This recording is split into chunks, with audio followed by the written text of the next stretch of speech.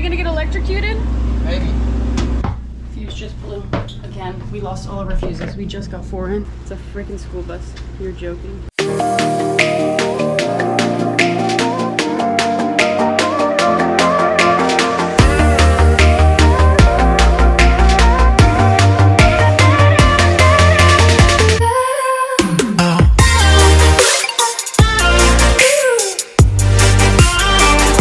We had a horrible storm last night, so let's go check out the damage. So the first thing I notice is that it's super murky. So everything got stirred up. There were like 50 to 60 knot winds. It started with like thunder and lightning and rain around 2 o'clock. And I woke up and then I got back to bed, and then around 4:30ish, that's when the winds came in and it got real. Okay, so we lost a tarp here. A boat over on that side of the marina flipped its tender. The wind flipped the tender. While I was watching the storm from out of my cabin window, I saw this boat get struck by lightning. This boat took a big damage, actually. I talked to their captain the next morning, and they said they couldn't even turn on the boat. So you see that gangway at the end of the dock here? So the boat came off of the dock, like far away from the dock. The gangway slipped off into the water. Then the boat came back towards the gangway and literally folded it up like a pretzel. So now they're without a gangway. Our boat, thankfully, took no damage. Way to go, team. So thankfully, we're safe. We made it through the night. And I think we're trying to get underway today. We'll see though. The winds are off and on. Because of the wind last night, it blew around all of our cushions. The captain and the first mate were up at like 3 a.m. chasing them around the marina. The swells coming in were also pretty intense. Our boat was rocking. Typically, I find storms to be super relaxing when I'm trying to sleep, but this one was actually really scary. So I'm thankful everyone is safe. Now let's get up to the galley and start working.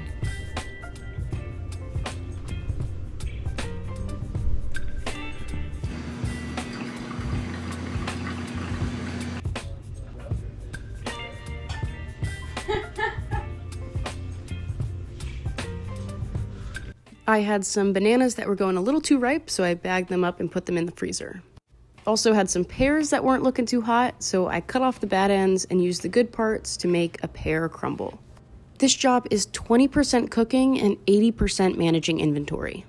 I have a tentative menu set up for the 2 months, but I rarely stick to that based on what ingredients are going bad in the fridge and what I need to use up. Whenever you go into the island to see what's at the grocery store, it's either a hit or a miss. If the supply boat came in recently, you're in luck. If not, get ready to pay $12 for a pint of moldy strawberries. And at some points during the trip, I don't have access to fresh vegetables, so I have to dip into my frozen produce. I grow fresh herbs on the boat and try to include this in all of my dishes to add a pop of freshness. So for this pear crisp, I'm just slicing up the pears. And I would have peeled these, but we forgot a peeler this trip somehow. And tossing these pears with some brown sugar, cinnamon, and flour to thicken it up a bit. For the crisp part, I melted some butter, threw in some oats, brown sugar, and cinnamon. I'll give this a mix and put it right on top of my pears. I am not a baker, so any desserts where I don't have to measure the ingredients is a win in my book. Anything pastry related, like pie doughs, phyllo dough, and puff pastry, I will get that pre-made and frozen and have it on board. I've made these pastries before, and honestly, the frozen ones taste much better than mine. So anytime I see beautiful pastries, I know how much work and effort went into these. Now, I think I have mastered making bread in a bread machine. Those things are like magic to me. I got my pear crisp in the oven, and while it baked, I made myself some breakfast. A bagel with cream cheese, a fried egg, and some bacon. I normally don't eat breakfast, but today I was feeling a little hungry. While it was baking, I also made some protein ice cream. I've heard that these protein shakes are a great base for the Ninja Creamy, so we're giving it a try. I'm also adding some white chocolate pudding mix to help with the texture. We'll give this a good mix. Honestly, I would use an immersion blender next time because it didn't get out all the clumps. But this is gonna go in the freezer and I'll serve it with the pear crisp tonight. The creamy is already the star on this yacht trip. The past 2 years, I just had a freezer full of ice cream. But this year, I can have fun with the flavors and it doesn't take up freezer space. It looks like the pear crisp is done, so let's take it out of the oven.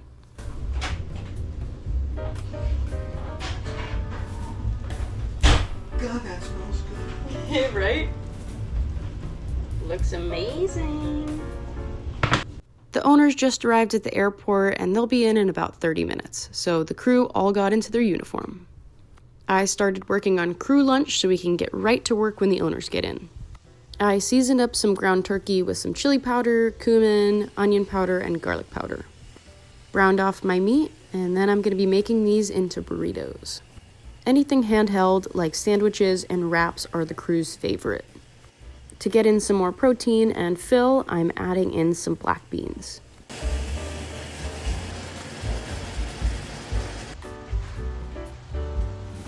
And on to assembly.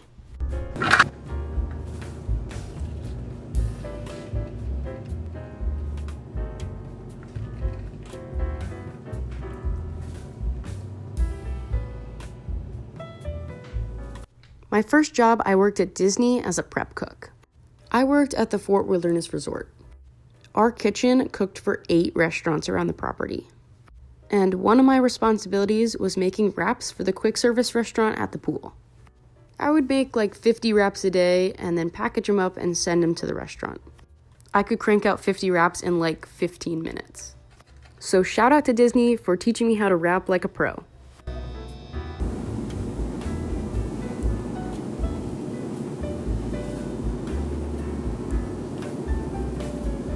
After lunch, Captain Mark came into my galley and sprayed some WD-40 on the faucet. The handle has been sticking, so hopefully this fixes it. Hoping it makes it. Still feels tight.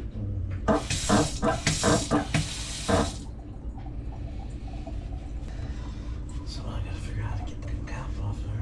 I don't know. I made a midday espresso for myself and some cappuccinos for the guests that are about to arrive.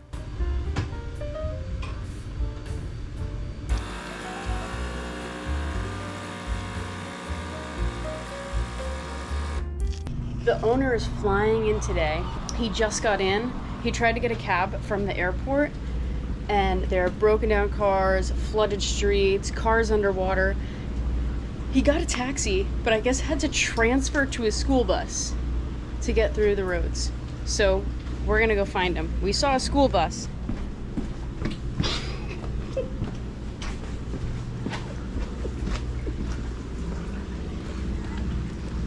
I can't believe this. This is hilarious.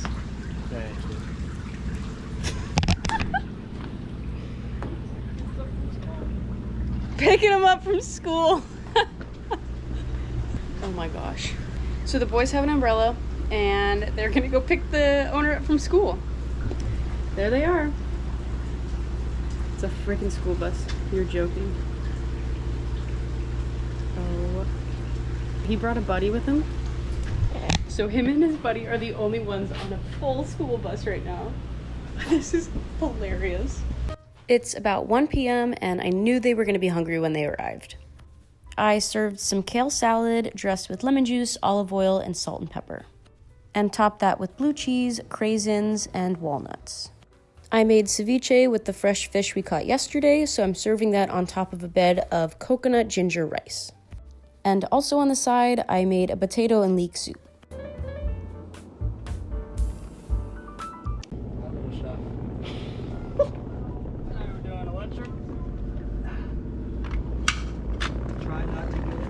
Electrocuted. That would be amazing. So it's all hands on deck to figure out why our fuses keep blowing. Captain Mark and Gina are in the engine room, and Brian is on the shore power box on the dock.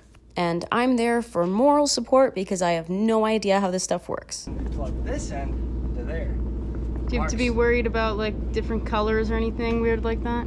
Well, it won't fit into here. I don't think. This fit into there. Okay, that looks promising. Don't turn these on. This started smoking when we did. And we cannot put them in now because Mark and Gina are down there. We don't want to electrocute them. Very smart, very smart. Okay. Hello, chef.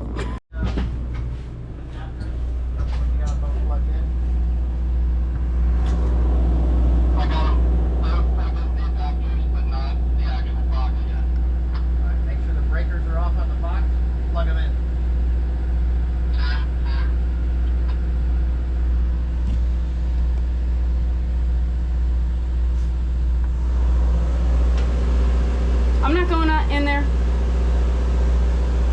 Want to see a little component? Yeah. Come on. Am I gonna get electrocuted? Maybe.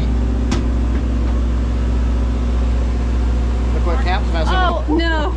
Mark was sitting over there and the compressor came on real loud and with. As I'm messing with a fuse. Oh god. A little work going on. A little? Changing some fuses. I heard that 2 already blew. Yeah. Not much fun. Yeah.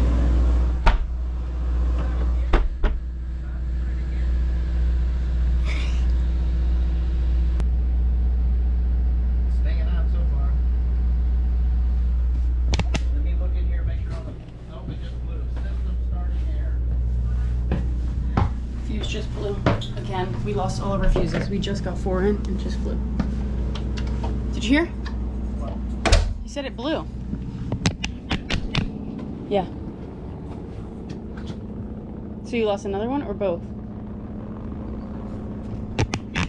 Both? Great. I didn't hear him say that.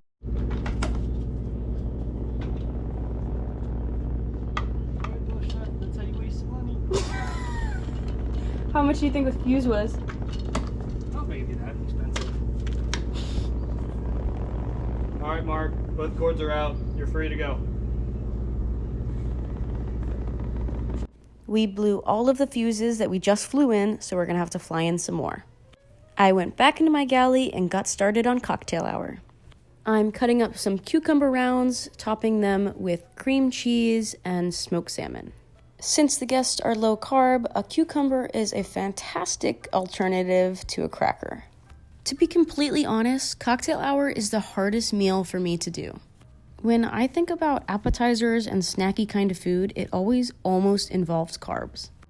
Bread with bruschetta, phyllo dough shells with spinach and cheese, crackers and cheese. Carbs are usually the vessel for whatever you're serving. But I can't do that because of the no carb thing, so I usually just go with a protein. Deli meats, smoked salmon, meatballs, octopus. I'll just stick toothpicks in those so it can still be kind of like a grab-and-go appetizer.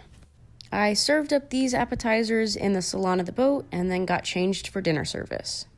During the day, we wear our sun shirts, and at night, we wear our fishing shirts or polo shirts. The crew wears the same colors every single day, day and night. I got the galley ready for dinner service. This is my plating area with my garnishes set up. And my stove is set up for boiling water for pasta, searing scallops, and tossing spaghetti. First thing I need to do is cook my pasta. I'm cooking these to a little bit under al dente because I'm going to be tossing it with the sauce. The owner is no carb, so these are called miracle noodles.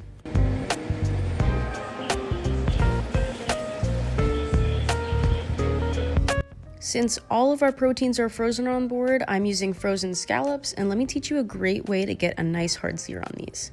Frozen scallops are full of water, and you're not going to be able to get a good brown color on the outside if these are waterlogged. So we need to draw out as much water as possible by salting these heavily. As soon as you sprinkle on the salt, you'll see the water start to pull out of them. Then you'll just take your paper towel and pat them dry. To sear them off, get a pan ripping hot and throw in some butter. Then you'll throw in your scallops working clockwise so you know which one went in first. They cook super fast, like 30 seconds on each side. So the first one that you drop in needs to be the first one that you turn and the first one that comes out of the pan. If you overcook them, they're gonna be pretty rubbery. You can see that my butter is foaming up a bit and has a little brownness to it. Make sure you're not overcrowding the pan, because if you do, it's gonna just steam rather than sear. And you'll have no beautiful brown crust.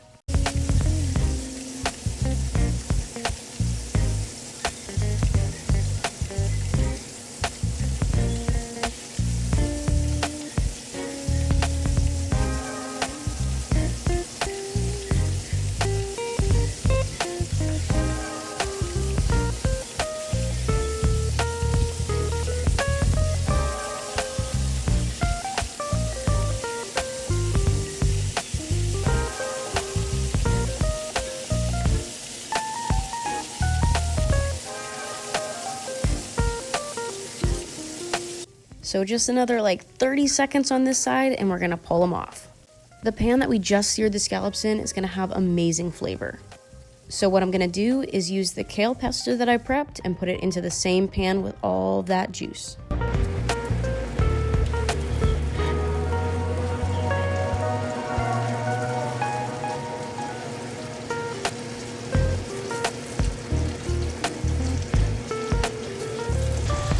This is my favorite part of dinner service. The 5 minutes right before service where the real cooking begins. I'm trying to have every component of my meal done at the same exact time. This ensures that the food going out to the table is nice and hot. Right now I'm working on my miracle noodles, and then I will use the other pan to toss my regular pasta. I have this beautiful starchy water that I cook the pasta with, and I'm gonna throw that into my pesto. The pasta water is going to help the sauce cling to our noodles. Now, I don't want to cook this pesto for too long because there are fresh herbs in it, and if I cook it for too long, it's going to turn brown. We want to keep that nice green color. We'll just heat it through and I'll toss in my pasta.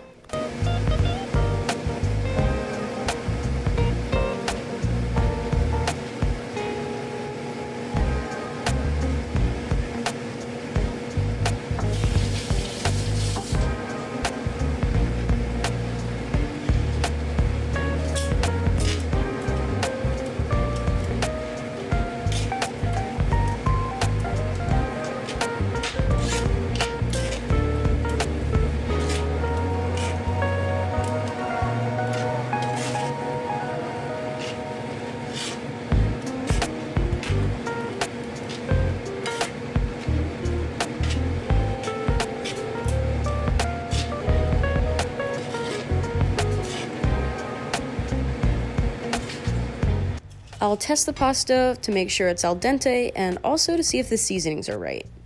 I thought it could use a bit more pepper.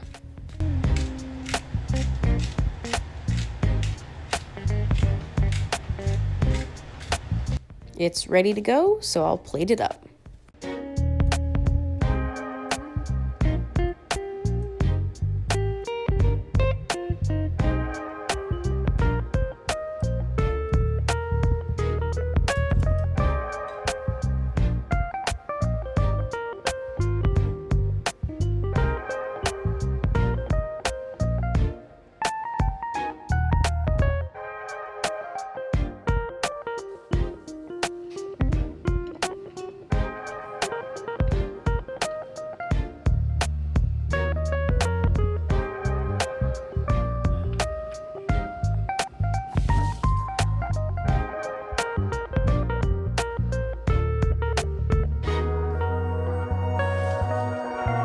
While the guests are enjoying their meal, I'll plate up dessert, which is the pear crisp and the protein ice cream that I made this morning.